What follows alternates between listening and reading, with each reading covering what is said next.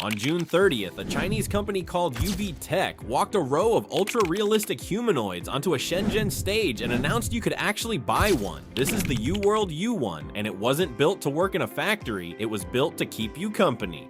The robot that's meant to ship, not just impress.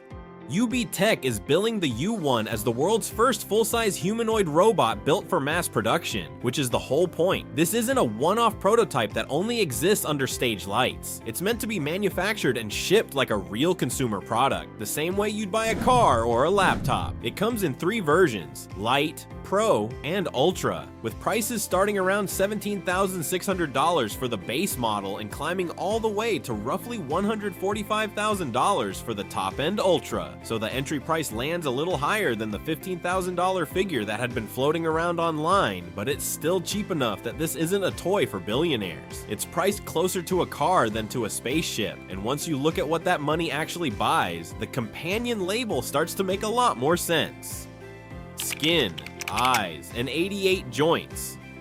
On the specs, the U1 stands about 183 centimeters tall in the male version and 168 centimeters in the female version, and it's wrapped in a silicone skin designed to look and feel like real human skin. It has a face that produces expressions, eyes that track you as you move, and 88 separate joints that let it copy human motion far more naturally than the stiff robotic movement you're used to seeing. UBTech credits a lot of that fluidity to what it calls a dual pivot biomimetic cervical spine, which it says lets the robot reproduce as much as 90% of basic human movement. By any measure, this is one of the most realistic looking humanoid robots we've ever seen, and the reactions we'll get to later show exactly why. But to understand how big a leap this is, you have to know where this company started. From the factory floor to the living room, UBTech has actually been building humanoid robots for years. Its earlier products were essentially the Walker series, machines that were super expensive and never meant for the living room. I won't spend too long on the history, but it matters because it shows how fast they've iterated. At the launch, the company laid out a 3-stage plan for where humanoid robots are headed. Stage 1 is robots doing dangerous work, Stage 2 is robots in everyday life, and Stage 3 is humanoid robots living alongside us without it feeling strange. The U1 is their move into Stage 2, and it's a bigger jump than it sounds because it means the robot is trying to be likable, not just useful, like shifting from useful in a factory to welcome in your home. That's exactly why the company poured so much into the emotional side of the machine. The emotion-aware brain. The headline feature of the U1 is what UBTech calls an emotion-aware AI model. According to the company, it can recognize more than 20 different emotional states with over 90% accuracy. And that's not just telling happy from sad. It's reading the finer signals in your voice, your face, and your behavior to figure out how you're actually feeling in the moment. So this is a robot engineered not only to look realistic, but to feel realistic, with the emotional read built right into the model. That ambition runs deeper than the face, though it goes all the way down to how the robot is wired to think. A fast brain and a slow brain. Underneath the hood, UBTech is running what you could call a fast and slow brain setup. The fast part handles quick, reflexive reactions, responding in about 500 milliseconds, which is close to how fast a person reacts. The slow part handles more complex reasoning, running on AI models with hundreds of billions of parameters so the robot can hold a real conversation instead of spitting out canned responses. On top of that, the facial system syncs its mouth movement to speech with less than 20 milliseconds of delay, which is a big reason people describe it as unsettlingly fast and realistic depending on who you ask. So the U1 is trying to be as lifelike as possible with human speed reaction times. But reaction speed is only half of what makes it feel like it knows you. Real quick, I'm doing a $100 Amazon gift card giveaway to celebrate when this channel reaches 1,000 subscribers. No action is required to enter. I'll randomly pick a winner once we hit the milestone. If you want to follow the journey or see the winner announcement, feel free to subscribe. A robot that remembers you. Beyond the two brains, the U1 has something called an agent memory operating system, built to remember things across long periods instead of forgetting you the moment a conversation ends. That means it can recall past conversations, notice patterns in how you're doing, and respond with context instead of starting from zero every time you talk to it. UBTech also says the robot can start conversations on its own based on what it's picking up from the room rather than waiting for a wake word, which is genuinely interesting and maybe a little creepy if the robot just decides to talk to you out of nowhere. That kind of memory and awareness is what separates this from a smart speaker that acts like a chatbot. It's designed to feel like it knows you, and that's exactly where the story takes a turn that a lot of people weren't ready for. Rebuilding the people you've lost.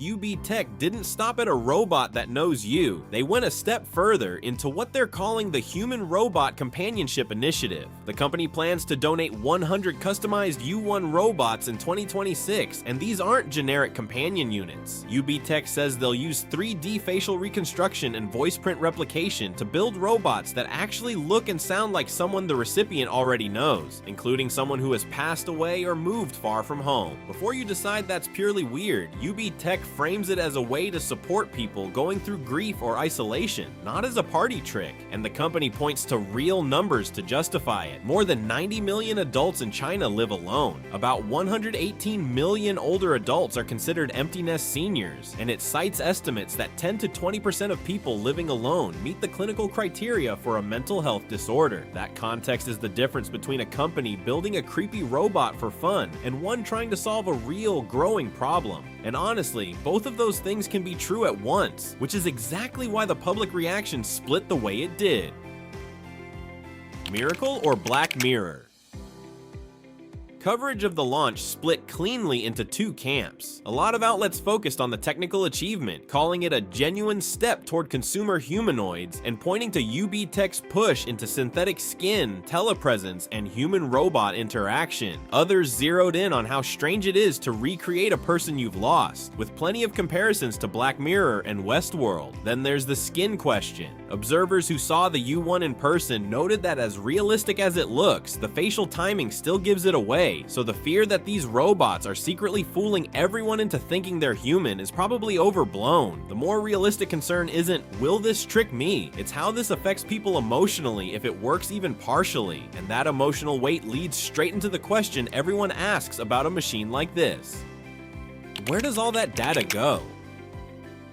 On the privacy side, you're probably wondering what happens to all that data. UBTech tried to get ahead of the concern, saying it built the robot around local first processing, meaning most of the data stays on the device instead of being sent to the cloud, plus what it calls user-controlled hardware safeguards. That's a direct response to the obvious question about a robot that watches your face, learns your emotional patterns, and remembers everything you tell it. Where does all that information actually go? It's a fair worry, and UBTech clearly knew people would ask. But step back from the emotional and privacy angles, and there's a much bigger story running underneath all of this. China's real play. China isn't just building one interesting robot, it's racing to dominate the entire humanoid industry, and the U1 is one piece of a much larger picture. Companies like Unitree and Agibot are already shipping thousands of humanoid robots a year, and reports now suggest Chinese companies control around 90% of the humanoid supply chain, from the actuators and motors down to the components that make movement possible. It's essentially the EV playbook applied to robots, and it's working. That supply chain control is a big part of why UBTech can sell a robot like this starting near $17,600. Morgan Stanley estimated that building a humanoid without Chinese-made parts could nearly triple the cost of the actuators alone. So a robot this advanced priced this low isn't an accident. It's the result of China building the entire manufacturing base. And that dominance is exactly what freed UBTech to compete on something other than raw capability. You've made it this far into a video about robots that are getting a little too real, but you still haven't subscribed. That's a bold strategy. Go ahead and fix that, and let's continue. Betting on feelings over factories. This is also why UBTech chose the emotional companionship angle instead of just competing on industrial tasks. Its own research pointed to something telling. People show more interest in a robot that offers them comfort than in one that can do dangerous factory work for them. In a market about to get crowded with humanoids doing similar jobs, UBTech opted for the road that makes people feel something, betting on emotion, lifelikeness, and real companionship as its competitive edge. And if you doubt the demand is there, the company says it had already logged 13,000 orders for the U1 by launch day, more than some competitors' entire annual industrial robot sales in past years. First deliveries are expected to start rolling out in China, with the donation program for the 100 customized units also set to begin later in 2026, which leaves one last, much larger question hanging over the whole thing.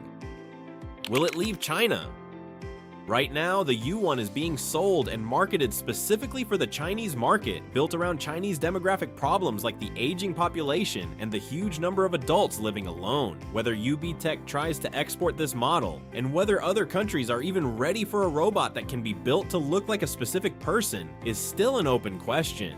Regulators outside China haven't weighed in yet, and given how fast this space is moving, that silence probably won't last long. So the U1 forces a question that has nothing to do with engineering. Not whether lifelike companion robots are coming, but how comfortable we are with what they're built to replace. So the U1 sits at this strange intersection of remarkable engineering and genuine unease. A mass-produced, ultra-realistic robot that remembers you, reads your mood, starts conversations on its own, and can even be built to wear the face of someone you've lost. Depending on where you stand, that's either a real answer to a real loneliness crisis or a line we probably shouldn't be crossing. So let me know in the comments. Are you a fan of these humanoid robots? Do you think China is evolving too fast? Is this creepy? Or does it actually solve a real-world problem? I genuinely want to know where you land on this one. And if you enjoy these deep dives into the frontier of robotics and AI, subscribe because this space is moving faster than anyone expected. See you in the next one.